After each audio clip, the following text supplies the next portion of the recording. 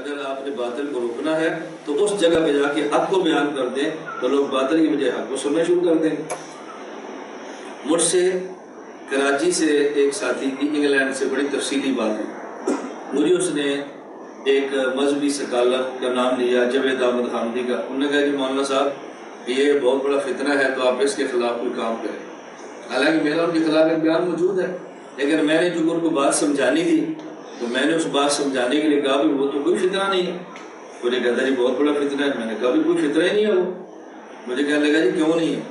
میں نے کہا مجھے آپ بتائیں آپ کہاں رہتے ہیں؟ کہتے ہیں انگلینڈ۔ تو میں نے کہا جاوید احمد حامدی کو تبلیغی جماعت کے ساتھ چلہ چارواں لگانے والے وہ لوگ سنتے ہیں؟ مجھے کہتا ہے نہیں۔ میں نے کہا ان کو دینی مدرسے کے طلباء علماء سنتے ہیں؟ مجھے کہتا ہے نہیں۔ میں نے کہا اس کو یہ خانقاہ کے پیر اور صوفی مرید سنتے ہیں؟ مجھے کہتا ہے نہیں۔ میں نے کہا اس کو کون سنتا ہے؟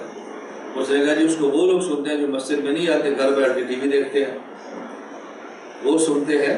جو مسجد میں نہیں آتے اور گھر بیٹھ کے چینل سنتے ہیں وہ اس کو سنتے ہیں، چینل دیکھتے ہیں وہ سنتے ہیں۔ میں نے کہا پھر جاوید حامدی کے خلاف کام کرنے کا حل یہ ہے کہ میں مسجد میں ان کو بتاؤں جو اس کو سنتے ہی نہیں، یا ان کو بتاؤں جو ان کو سنتے ہیں؟ اس نے کہا جی ان کو بتاؤ جو ان کو سنتے ہیں۔ میں نے کہا وہ تو مسجد میں نہیں آتے، وہ تو چینل دیکھتے ہیں، تو پھر میں کیا کروں؟ آپ ایسا کریں مجھے انگلینڈ سے فون بھیجیں، میں چینل بناؤں اور چینل میں بیٹھ کے کام کروں۔ مجھے کہتے ہیں چینل تو حرام ہے۔ تو میں نے کہا پھر اس کا مقابلہ میں کہاں بیٹھ کے کروں؟ نہیں، میں کہاں بیٹھ کے سناؤں لوگوں کو؟ جو مسجد میں آ رہے ہیں آپ کے ساتھ ہی وہ اس کو سنتے نہیں، جہاں لوگ سنتے ہیں وہاں میں نے جانا نہیں، تو پھر اس فتنے کا علاج میں کیسے کروں؟ ہمیں زیون نے احمدیہ چینل بنایا ہوا ہے، وہ چینل کے ذریعے لوگوں کو گمراہ کرتے ہیں، تو ہم اس کا جواب چینل پر دیں گے یا مسجد میں دیں گے؟ مسجد میں تو وہ دیں گے جو مسجد میں آ کے سنے گا، تو جو لوگ یہاں نہیں آتے ان کا بھی ہمارے اوپر حق ہے۔ تو یسر لی امری، موسیٰ علیہ السلام نے دعا مانگی کہ اللہ مجھے اسباب عطا فرما تاکہ میں دین کا کام کروں اور میری بات مؤثر انداز میں آگے پہنچے۔ میں ایک گزارش کیوں کر رہا ہوں کہ بعض لوگ، میں ابھی کمرے میں ساتھی عرض کر رہا تھا، بعض لوگوں کے بارے میں ہمیں بہت تعجب ہوتا ہے، دنیا داری دین داروں کا، وہ یہ سمجھتے ہیں کہ ہم علماء فاسق ہیں، ہمیں آخرت کی فکر نہیں ہے، ہم جہنم میں جانا چاہتے ہیں، ویڈیو بنا کے حرام کام گناہ کام کرتے ہیں، تو دیکھو ہم کتنے نیک لوگ ہیں۔ وہ ہمارے بارے میں یہ تاثر ہوتا ہے کہ ان لوگوں کو دین کی فکر نہیں ہے، دین کی اصلاح نہیں ہے، اور جب کوئی ہمارا لڑکا خراب ہوتا ہے پھر ہمیں فون کرتے ہیں۔ مجھے ساتھی فون کرتے ہیں ہمارا ساتھی تھا 4 مہینے لگایا تو مولانا صاحب خراب ہو گیا، اس کا علاج کریں۔ میں نے کہا خراب کیسے ہو گیا؟ وہ جو فلاں آدمی کی سی ڈی تھی دیکھی تو بگڑ گیا۔ تو میں نے کہا جب میں کہتا تھا میری سی ڈی دکھاؤ، آپ کہتے تھے حرام ہے، اب دوسری دیکھی تو بگڑ گیا نا، اب اس کے علاج میری سی ڈی دو، آپ کی سی ڈی کہاں سے ملتی ہے؟ میں نے کہا اب حلال ہو جائے گی۔ جب بندہ پھنسا ہے تو اب آپ کہتے ہیں سی ڈی دو، اب حلال ہو گئی ہے، جب نہیں پھنسا تھا تو آپ کہتے ہیں حرام تھی۔ میں پہلے جو کہتا تھا کہ ہمارے بیان ان کو سناؤ، ہمارے بیان سناؤ، یہ بچہ بگڑے گا نہیں۔ تو بعض کا لوگ کہتے ہیں کہ مولانا صاحب ابھی اس کی ضرورت نہیں ہے، یہ مسئلہ فلاں جگہ بیان نہ کریں، یا ابھی اس کی ضرورت نہیں ہے۔ میں ایک مرتبہ ایک جگہ پشاور میں میرا بیان تھا، تو میں نے رمضان مبارک میں 20 تراویح کے عنوان پہ دلائل دی کہ تراویح 20 پڑھنی چاہیے، اور 8 تراویح کی شریعت میں وجود نہیں ہے، تراویح 20 ہی ہوتی ہے۔ میں جب بیان سے فارغ ہوا تو مجھے ایک خان صاحب ملے، ماشاءاللہ پڑھے لکھے تھے، بڑے سمجھدار تھے۔ انہوں نے کہا ہمارے سیات آباد فیز 6 میں کوئی ایک بندہ بھی 8 تراویح والا نہیں، سارے 20 والے ہیں، تو یہاں آپ کو یہ بیان کرنے کی ضرورت کیا تھی؟ میں نے ان خان صاحب سے پوچھا حیات آباد فیز 6 میں کوئی بچہ پولیو کا مریض بھی ہے؟ مجھے کہتا نہیں۔ میں نے کہا آپ کی حکومت بچیوں کو پولیو قطرے پلاتی ہے؟ مجھے کہتا جی ہاں۔ میں نے کہا آپ کیوں پلانے دیتے؟ آپ حکومت سے کہہ دو کہ ہمارا بچہ مریض قطرے کیوں پلائے؟ مجھے کہتا وہ تو حفاظتی ہوتے ہیں۔ میں نے کہا یہ بیان بھی حفاظتی ہے، حفاظتی انجیکشن جائز ہے تو حفاظتی بیان کیوں جائز نہیں؟ اب جب کوئی فتنہ آئے گا تو پھر بیان کریں گے۔ دیکھیے آپ ہانگ کانگ میں رہتے ہیں تو یہ کتنے بند باندھے ہیں، پھر سمندر نہ آئے، اچھا دریا کے ساتھ جائے تو پہاڑوں کیسے روکا ہوا کہ اوپر سے پتھر نہ گرے؟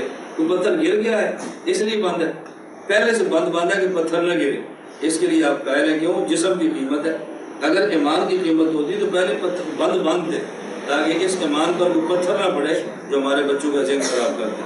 میں خیال عرض کر رہا تھا یسر لی امری، اللہ میں تو اسباب عطا فرما جس سے ہم دین کا کام کر سکیں۔ میں بعض جملے وہ کہتا ہوں جن سے ہم سے بے تکلفی ہوتی ہے، تعلق ہوتا ہے، اور اٹھنا بیٹھنا ہے، اس جملے پر خوش ہوتے ہیں، اور جن کا پہلی مرتبہ سنتے ہیں ان کو سمجھ نہیں آتی، تو اس لیے ان کو تھوڑی سی طبیعت اچھی بھی نہیں سمجھتی، مولانا نے کیا بات کہہ دی ہے۔ میں نے یہاں کل پرسوں خانقاہ میں ساتھی سے بات کی، تو میں نے کہا آپ کئی مرتبہ کہتے ہیں ڈاکٹر ذاکر نائک، میں اختلاف یا اتفاق کی بات نہیں کرتا، اب آپ نے ہمارے دلائل کو سنے نہیں ہیں، ہمارا لہجہ بھی نہیں سنا، ہمارا طرز بھی نہیں سنا، تو آپ کو کیا پتا بھی علمی دلائل کسے کہتے ہیں؟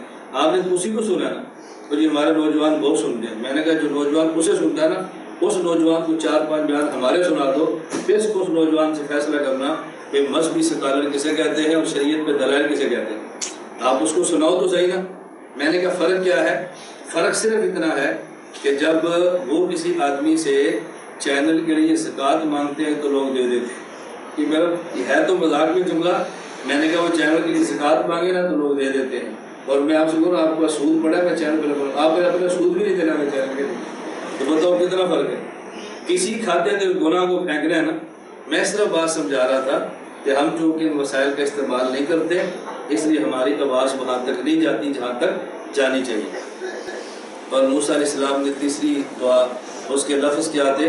احلل عقدۃ من لسانی، اے اللہ میرے فصیح زبان عطا فرما دے تاکہ یفقہوا قولی، لوگ میری بات سمجھیں۔